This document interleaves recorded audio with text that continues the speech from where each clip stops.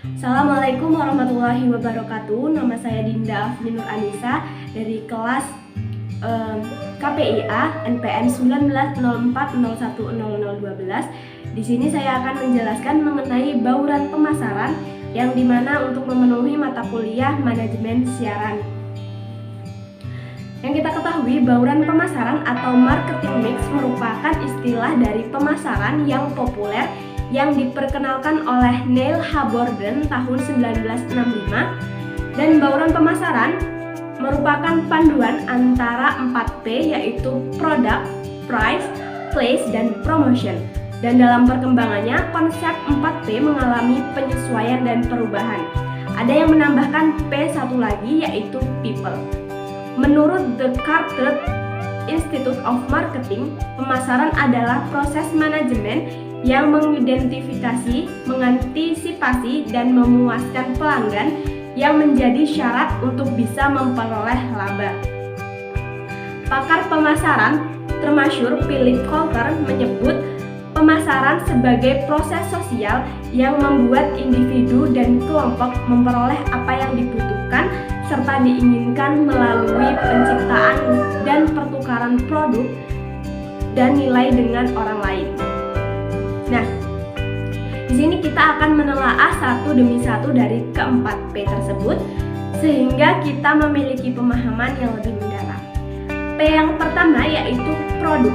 Secara sederhana, produk adalah barang atau jasa yang dijual satu perusahaan antara organisasi bisnis.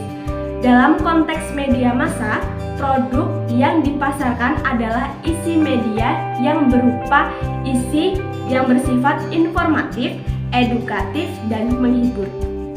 Dalam dunia pemasaran, kita juga mengenal istilah bauran produk atau produk mix.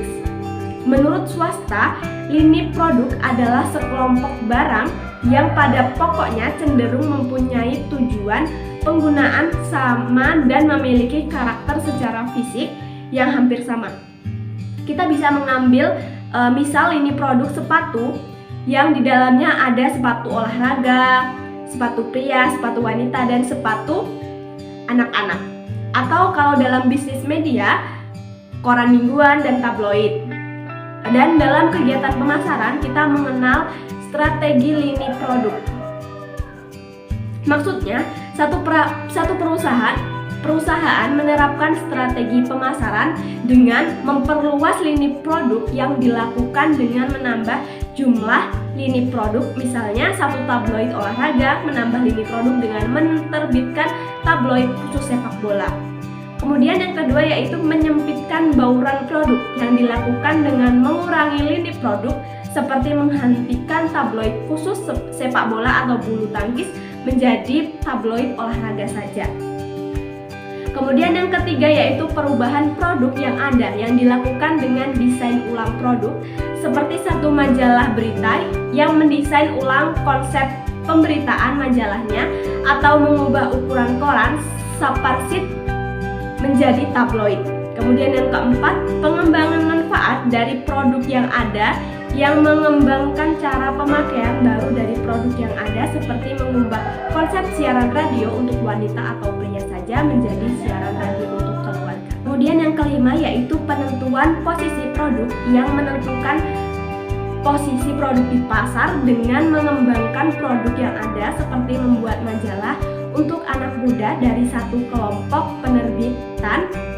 Kemudian yang keenam yaitu melakukan peningkatan atau trending up atau penurunan atau trending down dari nilai produk yang melakukan perubahan pada harga jual, seperti yang dilakukan sebuah harian Bandung menurunkan harga jualnya dan lebih mengendalikan pendapatan dari iklan selain dari langganan.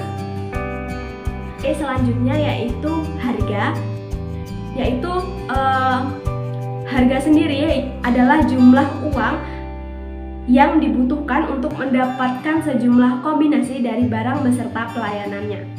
Tentu saja penghasil produk akan menetapkan harga tertentu untuk produknya.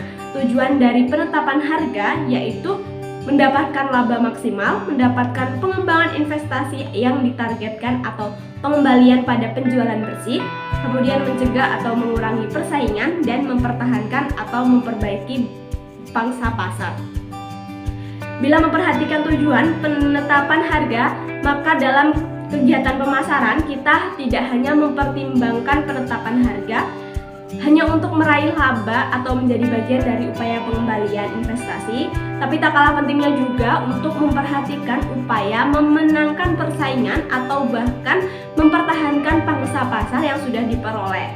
Hal tersebut dilakukan mengingat harga merupakan salah satu bagian dari pertimbangan konsumen untuk membeli satu produk.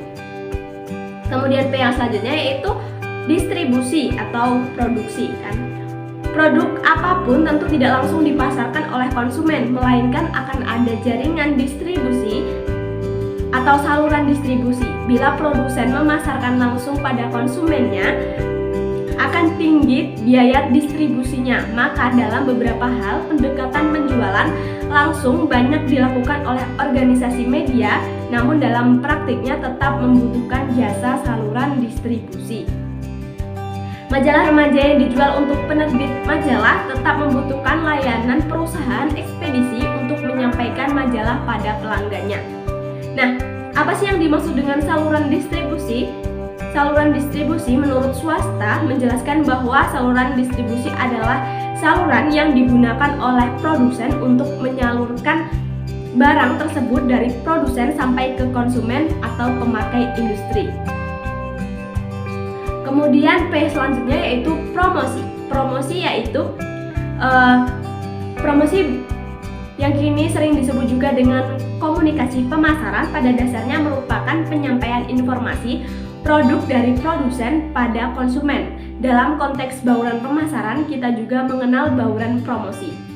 Maksudnya, komunikasi produk antara produsen dan konsumen tidak menggunakan media tunggal, melainkan menggunakan berbagai saluran komunikasi. Ada saluran komunikasi lisan yang dilakukan petugas pemasaran, wiraniaga atau sales promotion. Ada komunikasi kelompok yang memanfaatkan keberadaan kelompok-kelompok dalam masyarakat untuk menjelaskan produk. Tentu juga ada saluran komunikasi massa seperti iklan yang disiarkan majalah, koran, radio, atau televisi. Kemudian kita akan mempelajari mengenai filosofi pemasaran. Penting bagi kita untuk menyadari filosofi pemasaran karena filosofi itu menjadi dasar tindakan kita sekaligus jadi pedoman bagi kita dalam bertindak. Saat menjalankan kegiatan pemasaran melalui filosofi itulah, maka kita akan menemukan bagaimana satu organisasi memandang pelanggannya. Kita akan menggali pada pihak pelanggan, misalnya tentang apa nilai-nilainya, bagaimana memberikan nilai-nilai itu, bagaimana mengkomunikasikan, dan bagaimana menyampaikan nilai itu dalam bentuk produk. Sedangkan dalam praktiknya kita akan melihat bagaimana filosofi tadi dijabarkan ke dalam sebuah konsep, dalam beberapa konsep dasar yang terkait dengan pemasaran, yaitu konsep produk, konsep penjualan, konsep pemasaran, dan konsep pemasaran sosial atau social marketing. Langkah-langkah pemasaran yang dapat kita ambil yaitu ada 6 langkah yang biasanya dipergunakan untuk merumuskan kegiatan pemasaran yang akan kita lakukan. Yaitu yang pertama, analisis atau audit, di mana posisi kita sekarang dari sisi produk, harga, promosi, dan distribusi. Pertanyaan itu hanya bisa dijawab manakala kita membandingkan posisi tersebut dengan kompetitor. Seperti kita memaklumi produk apapun tidak pernah tunggal di pasar sehingga akan selalu ada kompetitor untuk setiap produk. Oleh karena itu sangat penting mengetahui di mana posisi kita. Kemudian tujuan. Nah, di mana kita ingin berada? Apakah kita ingin unggul dari segi harga, produk, promosi, dan distribusi? Tentu kita di sini akan menetapkan sasaran-sasaran yang ingin dicapai. Misalnya dari sisi produk, kita ingin menjadikan produk kita sebagai produk yang terbaik dengan harga terjangkau dan tersedia di berbagai tempat untuk memudahkan pelanggan, namun dengan kegiatan promosi yang terbatas. Kemudian strategi, jalan terbaik mana yang dapat kita tempuh. Nah, sebenarnya menjawab 2 pertanyaan sebelumnya, setelah kita tahu di mana posisi kita dan tujuan yang tidak dicapai, tentu kita tinggal menentukan akan berbuat apa untuk menggerakkan posisi kita dari tempatnya berada saat ini. Kemudian taktik. Nah, bagaimana caranya kita untuk mencapai tujuan? Nah, bila kita ibaratkan dalam perjalanan, strategi akan menentukan jalan mana yang akan ditempuh dalam perjalanan ke Bandung, Jakarta lewat jalan tol yang ditentukan memerlukan biaya tambahan, lewat jalur puncak yang tidak memerlukan biaya.